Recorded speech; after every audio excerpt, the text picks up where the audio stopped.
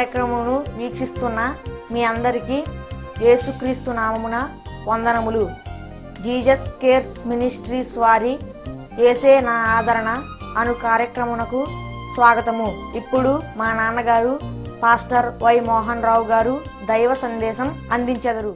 ప్రభునందు ప్రియులారా, దేవుని యొక్క వాక్యాన్ని మీతో పంచుకోవడానికి దేవుడిచ్చినటువంటి ఈ గొప్ప తరుణం కొరకు దేవునికి మొదటిగా ఎన్నో వందనాలు చెల్లిస్తూ ఉన్నాను. First I am very thankful to God given this great opportunity to share this word of God with you happily. వాక్యాన్ని చదువుకునే ముందు చిన్న ప్రార్థన చేసుకుందాం. ప్రేమ కలిగిన మా యేసయ్య, కృప కలిగిన మా తండ్రి, పరిశుద్ధుడా, మీ పరిశుద్ధ పాదములకు స్తుతులు స్తోత్రములు చెల్లించుకుంటున్నాం మా ప్రభువా. ఇదిగో నా నాయనా,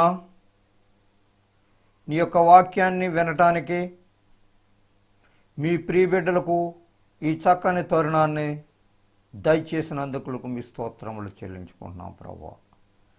ఇగో నాయనా, ఈ గొప్ప అవకాశాన్ని ఇచ్చి మీ ప్రియ బిడ్డలతో మాట్లాడటానికి మీరు ఈ గొప్ప అవకాశాన్ని ఇచ్చినందుకు మీకు స్తోత్రములు చెల్లించుకుంటున్నాం. నీ వాక్యాన్ని వినిచినటువంటి బిడ్డలందరినీ కూడా దీవించండి, ఆశీర్వదించండి, కృప చూపించండి నాయన. వారి యొక్క జీవితాలను మార్చండి నా ప్రభువా. కుటుంబాల్లో గొప్ప మేళ్లు దయచేయండి తండ్రి. మీ శాంతి సమాధానంతో బిడ్డలను నింపండి నాయన. వారి యొక్క అవసరతలు అక్కరతలు తీర్చండి నా ప్రభువా. ఎవరైతే వ్యాధి బాధలతో బాధపడుచు ఉన్నారో నా ప్రభువా, వారి యొక్క వ్యాధులను అరికట్టండి నాయన. వారికి స్వస్థత అనుగ్రహించండి నా ప్రభువా.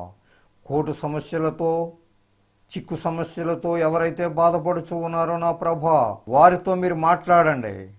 వారి యొక్క అవసరాలు తీర్చండి నా ప్రభువా. మరి ఒకసారి మీ పాద సన్నిధిలో అడుగుచున్నాను నాయన. వారి యొక్క వ్యాధి బాధల నుంచి దూరపరచండి నాయన. అనిగండి ముఖ్యంగా నా ప్రభువా, నీ రక్షణ భాగ్యాన్ని వారికి చూపించండి నాయన. మీకు స్తోత్రములు చెల్లించుకోండి.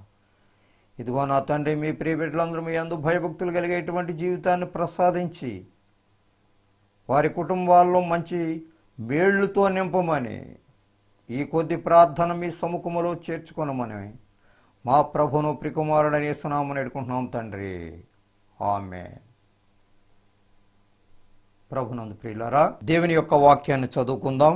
యోహానుకు రాసినటువంటి మొదటి పత్రికలో 1వ అధ్యాయము 5వ వచనము నుండి 10వ వచనం వరకు ఈ విధముగా వ్రాయబడి ఉన్నది.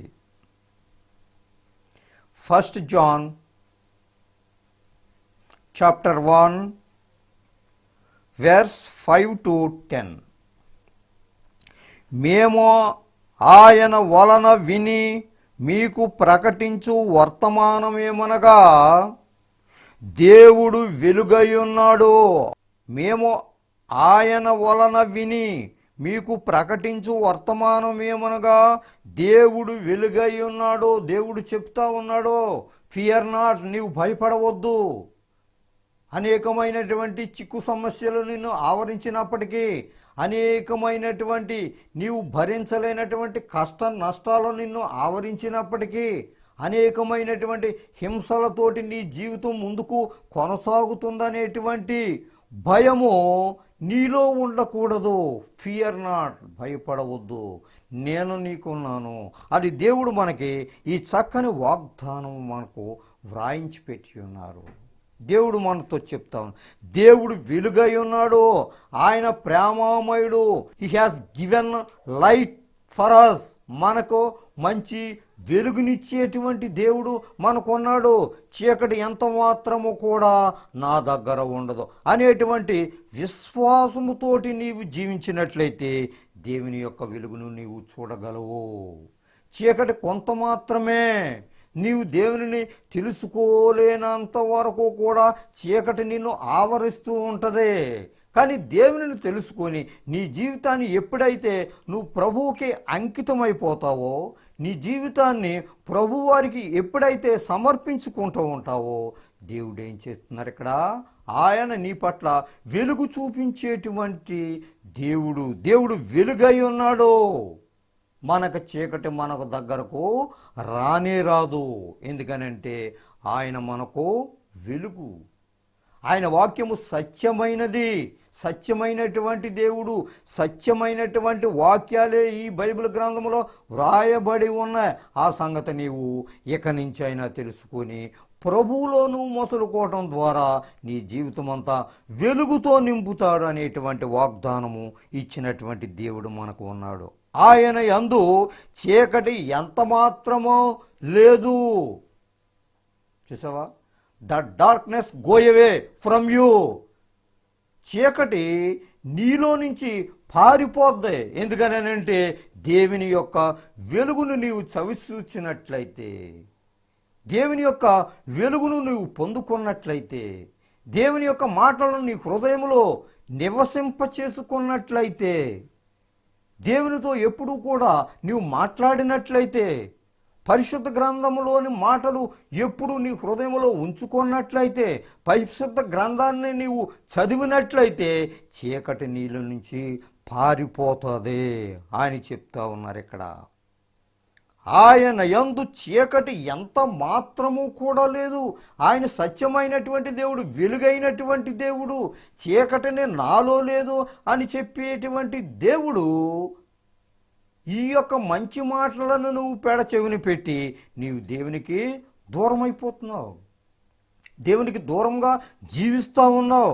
నేను వెలుగునిచ్చేటువంటి దేవుడునా అని ఆయన వాగ్దానం చెప్తా ఉంటుంటే నీవేం చేస్తున్నావు? చీకటిమయమైనటువంటి జీవితాన్ని నీవు జీవిస్తూ ఉన్నావు.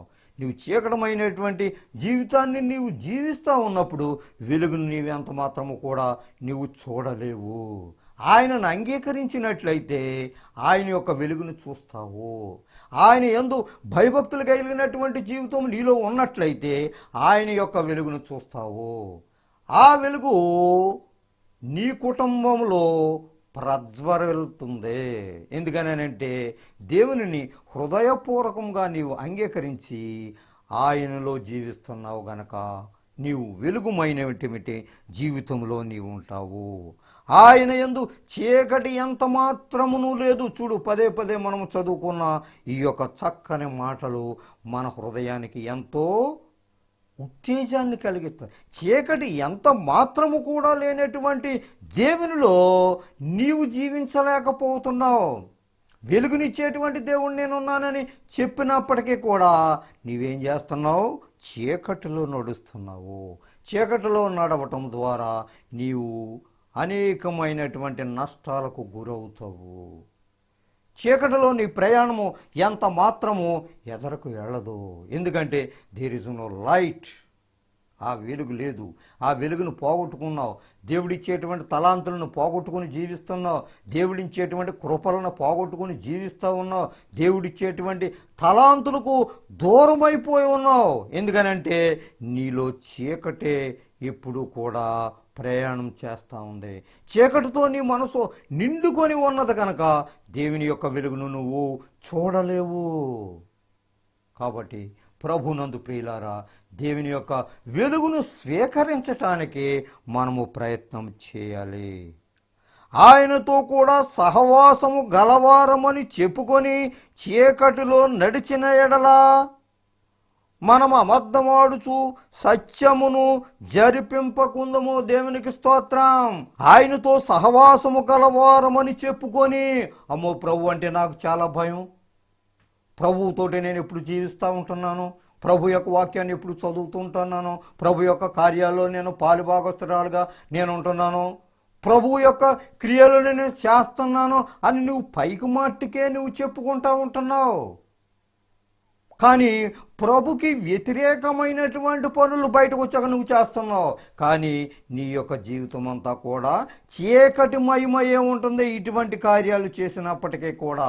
ఎందుకనంటే అది హృదయపూర్వకంగా నువ్వు చేసేటువంటి పనులు కాదు. ప్రజలెవరో మెప్పు పొందాలని నీవు చేస్తున్నావు, కానీ అది ప్రభుకి దూరంగా ఉంటున్నావు. చీకటిలో నడుస్తూ ఉన్నావు. దేవుని యొక్క వెలుగు లేదు. దేవుని యొక్క వెలుగు నీ కుటుంబంలో లేవు. అంధకార శక్తులతోటి నీవు జీవిస్తూ ఉన్నావు. నీ హృదయముని ఒకసారి పరిశీలన చేసుకో. కాబట్టి చీకటిలో నివసిస్తా ఉన్నావు, నువ్వు చీకటినే ప్రేమిస్తున్నావు, ప్రభు యొక్క వాక్యాన్ని ప్రేమించడం లేదు, వెలుగు నాకు అక్కర్లేదు అని అంటున్నావు, దేవుని యొక్క వెలుగు చాలా కష్టమైంది అని అనుకుంటున్నావు. ఎందుకనంటే నీవు ప్రభు వారికి దూరంగా నివసిస్తున్నావు కనుక. అయితే నేను ప్రభుతోటి సహవాసం కలదాన్ననే చెప్పుకుంటున్నావు, ప్రభు యొక్క రొట్టి బల్ల ఆరాధనలో ఉంటున్నాను అంటున్నావు, చక్కని పద్యాలు పాడుతున్నావు. నీవు ఏంటి దీని వలన వచ్చేటువంటి ప్రయోజనము? నీ యొక్క పరిస్థితి, నీ యొక్క చీకటి తలంపులు, చీకటి రకమైనటువంటి రాజకీయ శక్తులు నీలో ఉన్నంత కాలము నీలో ఎదుగుదల లేదు. నువ్వెంత పెద్ద మనిషివైనా సరే దేవుని చేత తృణీకరింపబడిపోతా ఉన్నావు. నువ్వెప్పుడు కూడా నీవు అనుకునేటువంటి ఆలోచనలు ఎంత వరకు కూడా ఎదరకే రావటం లేదు. పైకి ఏం చెప్తున్నావు? నీవు దేవునితో సహవాసము కలవారమని చెప్పుకొని చీకటిలో నడిసిన ఎడల మనము అబద్ధమాడుచు సత్యమును జరిపింపకుందుము. సత్యము నీలో లేనేలేదు. ఎందుకనంటే చీకటి శక్తుల్లో నీవు నివసిస్తుండేటువంటి నీవు దేవుని యొక్క శక్తి నీలో ఉందని, దేవుడు సత్యవంతుడని నువ్వెలా ఒప్పుకొనగలవు?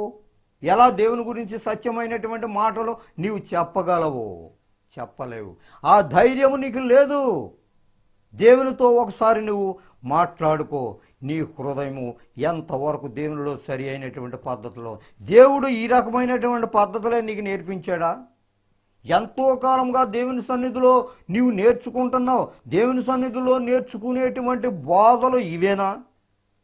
దేవుని సన్నిధిలో చెప్పినటువంటి మాటల ప్రకారంగా కొన్ని కాకపోతే కొన్నైనా నీ జీవితంలో అన్వయింప చేసుకుంటున్నావా? వాటి ప్రకారంగా నువ్వు నడుచుకోగలుగుతున్నావా? చాలా విచారము. నీ భవిష్యత్తు సరైనటువంటి పద్ధతిలో లేదు. నీవు ఆలోచించుకో. అప్పుడు బాధపడతావు నీవు. అప్పుడు బాధపడినా కానీ నీకే విధమైనటువంటి ప్రయోజనం లేదు.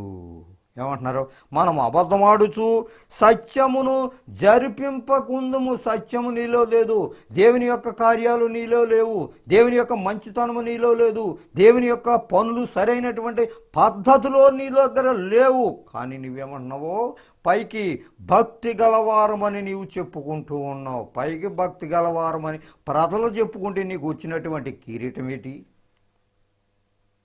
దేవుని దృష్టిలో నీవు మంచిగా ఉన్నట్లయితే ప్రభువారు ఇచ్చేటువంటి ఆ యొక్క మహిమ కిరీటము నీకు అవసరమై ఉంటుంది.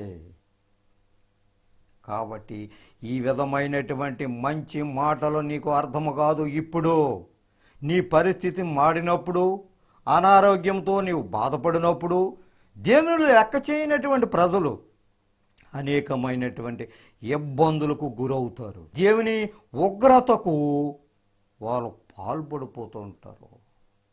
ఎందుకనంటే దేవుని యొక్క మాటలను విసర్జించి నీవు తిరుగుగావు గనక. అయితే ఇంకో మాట చెప్తున్నారు, ఆయన వెలుగులో ఉన్న ప్రకారము మనమును వెలుగులో నడిచిన ఎడలా. దేవుడు వెలుగు అయి ఉన్నాడు. ఆయన వెలుగులో ఉన్న ప్రకారము మనం ఆయన వెలుగులో నడిచిన ఎడలా, దేవుడిచ్చేటువంటి ఆ వెలుగును మనం స్వీకరించిన ఎడలా, దేవుడిచ్చేటువంటి ఆ తలాంతులను మనం స్వీకరించిన ఎడలా ఏమంటున్నారు? మనము అన్యోన్య సహవాసము గలవారమయ్యుందుము. దేవునికి స్తోత్రం. హల్లెలూయా. అన్యోన్య సహవాసము గలవారమయ్యుందుము. దేవుని యొక్క మాటలను వింటే, దేవుని యొక్క బాటలో నడిచినట్లయితే, ఆయన యొక్క వెలుగును మనము స్వీకరించినట్లయితే, చీకటిని ద్వేషించగలిగినటువంటి మనసు నీలో ఉన్నట్లయితే, దేవుడు ఏం చెప్తున్నారు ఇక్కడ? ఆయనతో అన్యోన్య సహవాసము గలవారమయ్యుందుము. ఆయనతో సహవాసం కలిగేటువంటి వారముగా ఉంటాం మనము. మనకంటే ఒక పెద్దవారు మనల్ని విందుకి పిలిచినప్పుడు మన బ్రతికెంతో చిన్నది, ఆయన ప్రక్కన కూర్చోవడానికి తగినటువంటి వారము కాము. అయితే దేవుడే మనకు ఆ అవకాశాన్ని ఇచ్చినప్పుడు ఒక పెద్దవారి ఒక గొప్ప వ్యక్తి దగ్గర కూర్చుని మనము భోజనము చేసినప్పుడు మనకెంతో సంతోషం కలుగుతుంది. నా బ్రతుకెంతో చిన్నది, కానీ ఆ గొప్ప ధనవంతుడు నన్ను విందుకు పిలిచారు అనేటువంటి ఉత్సాహం నీలో కలుగుతుంది. ఆ గొప్ప ధనవంతుడు విందుకు నిన్ను పిలిచారు అని అంటే నువ్వు ఎంత అన్యోన్య సంబంధము కలిగినటువంటి వారవైతేనే ఆ గొప్ప వ్యక్తి నిన్ను ఆ విందుకు ఆహ్వానిస్తారు. నీ హృదయము ఎంతో ఉప్పొంగిపోతుంది. ఫలానా తన దగ్గర కూర్చుని నేను భోజనం చేసేటువంటి దేవుడు ఆ కెపాసిటీ నాకు ఇచ్చారు అనేటువంటి మనస్తత్వంతో నీ మనసు ఉర్రతలేకపోతుంది. ఈ లోకంలో ఉండేటువంటి ఆ పరిస్థితిని చూసే నీవు సంతోషించినప్పుడు పరలోకమందు ఉండేటువంటి తండ్రితోటి అన్యోన్య సహవాసము కలిగి ఉండటం ఇంకా గొప్పది. అన్యోన్య సహవాసం అనంటే దేవుడు నీతో సహవాసం చేయటానికి ఇష్టపడతా ఉన్నారు. దేవుడు నిన్ను ప్రేమిస్తూ ఉన్నారు. ఆయన వెలుగును నీకు చూపిస్తూ ఉన్నారు. ఆ వెలుగును చూపించినప్పుడే ఆ వెలుగును నీవు ఉపయోగించుకో. నీవు మంచివాడవు, మంచిదానవు, ప్రభు యందు భయభక్తులు కలిగేటువంటి జీవితము నీలో ఉంటే ఆయన ఇచ్చేటువంటి వెలుగును నీవు స్వీకరించగలుగుతావు. ఆ భయభక్తులు నీలో ఎప్పుడైతే లేదో దేవుని యొక్క వెలుగు కూడా నీ కంటికి చీకటిమయమై ఉంటుంది. చీకటి దానవై ఉంటావు. నీవు చీకటి శక్తులు చేసేటువంటి పనులు నీలో ఉన్నాయి కనుక నీకు లోకమంతా కూడా చీకటిగానే కనపడుతుంది. కానీ ప్రభువారు చెప్పేటువంటి మాట అది కాదు. ఆయన వెలుగులో ఉన్న ప్రకారం మనమును వెలుగులో నడిచిన ఎడల, ఆయన చెప్పేటువంటి వాక్య ప్రకారంగా జీవించిన ఎడల, ఆయన చెప్పేటువంటి మాటలకు విలువనిచ్చిన ఎడల, ఆ గుడిలో ఉన్నంతసేపు బాగానే వింటున్నావు. ఆ గుడి నుంచి 2 అడుగులు బయటకు వచ్చిన తర్వాత నీ ప్రవర్తన అంతా కూడా టోటల్గా మారిపోతుంది. మళ్ళీ చీకటిలోకి వెళ్ళిపోతున్నావు, అంధకార బేలములోకి త్రొక్కబడిపోతున్నావు నీవు. కానీ నీ యొక్క కార్యాలు దేవునికి మంచితనముగా ఎలా కనబడతాయి నువ్వు ఒకసారి ఆలోచించుకో ప్రభునందు ప్రియులారా. కాబట్టి అన్యోన్య సహవాసం ఆయనతోటి చేయటానికి ప్రయత్నం చేయి. ఆయన విందులో కలిసి భోజనం చేయటానికి నువ్వు ప్రయత్నం చేయి. దేవుడు చెప్తా ఉన్నాడు కదా. అలాగా ప్రయత్నం చేసినట్లయితే దేవుని యొక్క వెలుగుని నీవు పొందుకుంటావు. అప్పుడు ఆయన కుమారుడైన యేసు రక్తము ప్రతి పాపము నుండి మనలను పవిత్రులుగా చేయను. దేవునికి స్తోత్రం, హల్లెలూయా. దేవునితోటి నీవు అన్యోన్య సహవాసము ఎప్పుడైతే కలిగి ఉంటావో, దేవుని యొక్క మాటలను ఎప్పుడైతే హృదయపూర్వకంగా నువ్వు స్వీకరిస్తావో, దేవుని ఎప్పుడైతే నువ్వు గౌరవిస్తావో, దేవుని యొక్క సేవకుల పట్ల ఎప్పుడైతే నువ్వు వందనాలను చేసేటువంటి పద్ధతిలో నువ్వు మసులుకుంటా ఉంటావో, ఏమంటున్నారు? మన కుమారుడైన యేసుక్రీస్తు రక్తము ప్రతి పాపము నుండి మనలను పవిత్రులుగా చేయను. వందనాలు, ప్రైజ్ లార్డ్ బ్రదర్ అని అంటున్నావు పై మాటకి పెదవులతోటి, కానీ నీ హృదయపూర్వకంగా ఆ వందనాలను తెలియచేయలేకపోతున్నావు. దేవుడు ఏర్పరచుకొనిన సేవకుని పట్ల నీవు అనేక రకములైన హేయమైనటువంటి కుట్రలతోటి జీవిస్తూ ఉన్నావు. దేవుని నువ్వు గాయపరుస్తున్నావు. దేవుడు నిన్ను కూడా గాయపరిచేటువంటి సమయం ఒకటి వస్తుంది. కానీ ఆ భయంకరమైనటువంటి సమయానికి దేవునికి నువ్వు చోటు ఇవ్వకూడదు. ప్రభునంది ప్రియులారా, దేవుని యొక్క వాక్యం ఎంతో విలువైనది. దేవుడు నీతో మాట్లాడుతున్నాడు అనేటువంటి సంగతిని నీవు మర్చిపోయి తిరగవద్దు.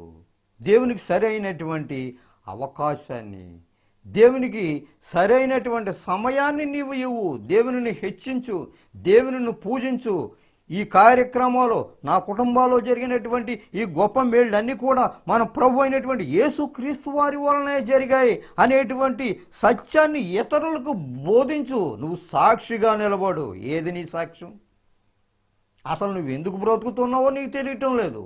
ఏది నీ సాక్ష్యం? ఏది మంచిగా ఉండేటువంటి సాక్ష్యం చెప్పేటువంటి బిడ్డల పట్ల నీవు వాటికి అనేక రకాలైనటువంటి తప్పొప్పుల పట్టికను నీవు తయారు చేస్తున్నావు నీ యొక్క హాఫ్ నాలెడ్జ్ని ఉపయోగించి. అదా నువ్వు చేసేటువంటి క్రియలు. దేవుడు నిన్ను క్షమిస్తాడా? దేవుడి మందిరంలోకి వెళ్ళి నువ్వు తప్పట్లు కొడుతున్నావా? తప్పట్లు కొడితేనే ఆయన క్షమించేస్తాడా? నీకు హృదయపూర్వకంగా నువ్వు దేవుని అడుగు. ఆ హేయమైన క్రియల నుండి నువ్వు బయటకు రా, అప్పుడు దేవుడు నిన్ను క్షమిస్తాడు. ఏమంటున్నాడు? ఆయన కుమారుడైన యేసుక్రీస్తు రక్తము ప్రతి పాపము నుండి మనలను పవిత్రులుగా చేయును. ఎప్పుడైతే నువ్వు ప్రభువులో నిజమైనటువంటి మనస్సుతోటి జీవిస్తావో, ఎప్పుడైతే మంచి హృదయము నీలో కలుగుతుందో, ఎప్పుడైతే మంచి ప్రవర్తన నీలో కలుగుతుందో, అప్పుడు ఏం చేస్తారంటే ప్రభువారు ప్రతి పాపము నుండి మనలను పవిత్రులుగా చేయును. ఆయన యొక్క ప్రసక్తమైనటువంటి రక్తము మనను పవిత్రులుగా చేస్తుంది. The precious blood will change your sinful life. ఆయన యొక్క ప్రశస్తమైనటువంటి రక్తము నీ యొక్క పాపకరమైనటువంటి జీవితాన్ని మారుస్తుంది. ఇప్పుడు నీ యొక్క పాపములన్నిటినీ కూడా ఆయన దగ్గర ఒప్పుకున్నట్లయితే, ఆయనతో సహవాసము కలిగి ఉన్నట్లయితే, యేసుక్రీస్తు వారి యొక్క రక్తం ప్రతి పాపము నుండి విడుదల చేయను. మనము పాపము లేని వారమని చెప్పుకునే ఎడల మనలను మనమే మోసపుచ్చుకొని ఉందుము. నేనెంత గొప్పవాడిని, నేనెంత గొప్ప వ్యక్తిని, ఈ లోకంలో అనేక మందికి సహాయం చేస్తున్నాను, ఈ లోకంలో నేను పేరు ప్రఖ్యాతులు పొందుతా ఉన్నాను. ఎవరైనా వచ్చి వారి యొక్క వ్యాధి బాధల గురించి కానీ వారి కుటుంబ సమస్యల గురించి కానీ నాతోటే చెప్పుకుంటున్నాను, నేను గొప్ప వ్యక్తిని ఈ యొక్క దేశంలో, ఈ మండలంలో, ఈ తాలూకాలో అని నీవు గర్వపడిపోతున్నావు. కానీ దేవుడు చెప్పేటువంటి మాట ఏంటంటే, మనలో పాపము లేదని మనము చెప్పుకున్న ఎడల మనమే మోసపుచ్చుకుందు. నువ్వే అనేకమైనటువంటి సమస్యలతోటి శిఖమకమైపోతున్నావు. కానీ ఎతటి వారి యొక్క సమస్యలను నువ్వు ఏ విధంగా తీర్చగలుగుతావు? ఆ శక్తి నీకు లేదే, నువ్వు దేవుడు కాదే అనేటువంటి సంగతి నీకు తెలియడం లేదు. అలాగ నువ్వు ప్రవర్తిస్తున్నావు కాబట్టి నీకు నీవే మోసపుచ్చుకుంటున్నావు, నీకు నీవే మోసకరమైనటువంటి జీవితాన్ని జీవిస్తూ ఉన్నావు. మరియు మనలో సత్యము ఉండదు. అలా చేసినట్లయితే దేవునిలో నీ యొక్క సత్యము లేనే లేదు. నీవు సత్యవంతుడువు కాదు. నీవెప్పుడు కూడా నీ యొక్క దుర్మార్గతతోనే నీవు జీవిస్తూ ఉంటావే తప్ప దేవుని యొక్క మనసుతోటి నీవు ఉండలేవు. దేవుడిచ్చేటువంటి తలాంతులని నువ్వు పోగొట్టుకుంటూ ఉంటావు. ఆ విధముగా కాక దేవుడిచ్చేటువంటి తలాంతులను, దేవుడిచ్చేటువంటి వాగ్దానాలని, దేవుడిచ్చేటువంటి వాక్య ప్రకారముగా నీ హృదయముతో నిండి ఉండి జీవించినట్లయితే ఈ పైన చెప్పినటువంటి మేళ్ళు, అటువంటి కృపలన్నీ కూడా దేవుడు ఇవ్వటానికే ఆయన సంసిద్ధంగా ఉన్నారు. అట్టి కృప దేవుడు మనందరికీ దయచేయునుగాక. ఆమేన్. రోమేయులకు రాసిన పత్రిక 12వ అధ్యాయము 3వ వచనం నుంచి 10వ వచనం వరకు ఇలా రాయబడి ఉన్నది. తన్ను తాను ఎంచుకొన తగిన దానికంటే ఎక్కువగా ఎంచుకొనక దేవుడు ఒక్కొక్కనికి విభజించి ఇచ్చిన విశ్వాస పరిమాణ ప్రకారము తాను స్వస్థ బుద్ధి గలవాడొకటకై తగిన రీతిగా తన్ను ఎంచుకొనవలనని నాకు అనుగ్రహింపబడిన కృపను బట్టి మీలోనున్న ప్రతివానితోనూ చెప్పుచున్నాను. ఒక్క శరీరములో మనకు అనేక అవయవములుండినను ఈ అవయవములన్నింటికీ ఒక్కటే పని ఎలాగూ ఉండదో అలాగే అనేకులమైన మనము క్రీస్తులో ఒక్క శరీరముగా ఉండి ఒకనికొకరము ప్రత్యేకముగా అవయవములమై ఉన్నాము. మనకు అనుగ్రహింపబడిన కృప చొప్పున వేర్వేరు కృపావరములు కలిగిన వారమై ఉన్నాము గనుక ప్రవచన వరమైతే విశ్వాస పరిమాణము చొప్పున ప్రవచింతము, పరిచర్య అయితే పరిచర్యలోను, బోధించువాడైతే బోధించుటలోను, హెచ్చరించువాడైతే హెచ్చరించుటలోను పని కలిగి ఉందుము. పంచిపెట్టువాడు శుద్ధ మనసుతోనూ, పై విచారణ చేయువాడు జాగ్రత్తతోనూ, కరుణించువాడు సంతోషముతోనూ పని జరిగింపవలెను. మీ ప్రేమ నిష్కపటమైనదై ఉండవలెను. చెడ్డదానిని అసహించుకొని మంచిదానిని హత్తుకొని ఉండుడి. చిన్న ప్రార్థన చేసుకుందాం ప్రియులారా, కళ్ళు మూసుకునండి. ప్రేమ కలిగిన యేసయ్య, మీ స్తోత్రములు చెల్లించుకుంటున్నాను ఆయన. ఇంతవరకు నీ వాక్యం ద్వారా మాట్లాడారు నా ప్రభువా. ఎవరైతే నా ప్రభువా ఇంకనూ మిమ్మల్ని అంగీకరించలేకుండా ఉన్నారో నా ప్రభువా, ఇప్పుడైనా వారి యొక్క హృదయాలను తెరవండి నా యేసు నాయన. మీ స్తోత్రములు చెల్లించుకున్నాం. గొప్ప దేవుడా, రక్షకుడుగా మీ యొక్క రక్షణ భాగ్యాన్ని మీ ప్రియబిడ్డలకు దయచేయండి నాయన. వారి యొక్క హృదయాలలో, వారి యొక్క జీవితాల్లో మంచి మార్పును దయచేయండి. నిజమైనటువంటి రక్షణ పొందేటువంటి బిడ్డలుగా వారికి సహాయం చేయండి. వారి కుటుంబాలను ఆశీర్వదించండి, దీవించండి. నీ వాక్యాన్ని వినిచున్న ప్రతి ఒక్క బిడ్డపై నీ మెండైన దీవెనను ఉంచను నాయన. వారి వ్యాధి బాధలను దూరం చేయండి నా ప్రభువా. నీ రక్షణ వారికి చూపించమని, నీ వెలుగును వారికి ప్రకాశింప చేయమని ఈ చిన్ని ప్రార్థన మీ సముఖంలో చేర్చుకోమని మా ప్రభువును ప్రియకుమారుడైన యేసునామమున వేడుకుంటున్నాం తండ్రి, ఆమేన్. మన తండ్రి అయిన దేవుని ప్రేమ, కుమారుడైన యేసుక్రీస్తు వారి యొక్క కృప, పరిశుద్ధాత్మ యొక్క అన్యోన్య సహవాసము మనకును ఆయన నమ్మిన బిడ్డలకును, ముఖ్యంగా ఈ టీవీ ముందు కూర్చొని నీ వాక్యాన్ని వినిచున్న మీ ప్రజలపై మీ మెండైన దీవెనలతో నింపుము గాక. Amen, amen, amen. God bless you all. మీ అందరికీ నా వందనాలు. దైవ సందేశం విని దీవెనలను పొందారని నమ్ముచున్నాము. సలహాలకు, సందేహాలకు, ప్రార్థనల కొరకు మమ్ములను తప్పక సంప్రదించండి. మా చిరునామా pastor Y Mohan Rao garu, Jesus cares ministries, Dommeru post 534351, Kovvur మండలం, west Godavari district, Andhra Pradesh, S India. మా phone number 9652128511. Our email address mohany7@yahoo.com. మా చిరునామా pastor Y Mohan Rao garu, Jesus cares ministries, Dommeru post 534351, Kovvur మండలం, పశ్చిమ గోదావరి జిల్లా, ఆంధ్రప్రదేశ్, ఎస్ ఇండియా. మా ఫోన్ నంబర్ 9652128511. మా ఈమెయిల్ అడ్రస్ mohany7@yahoo.com.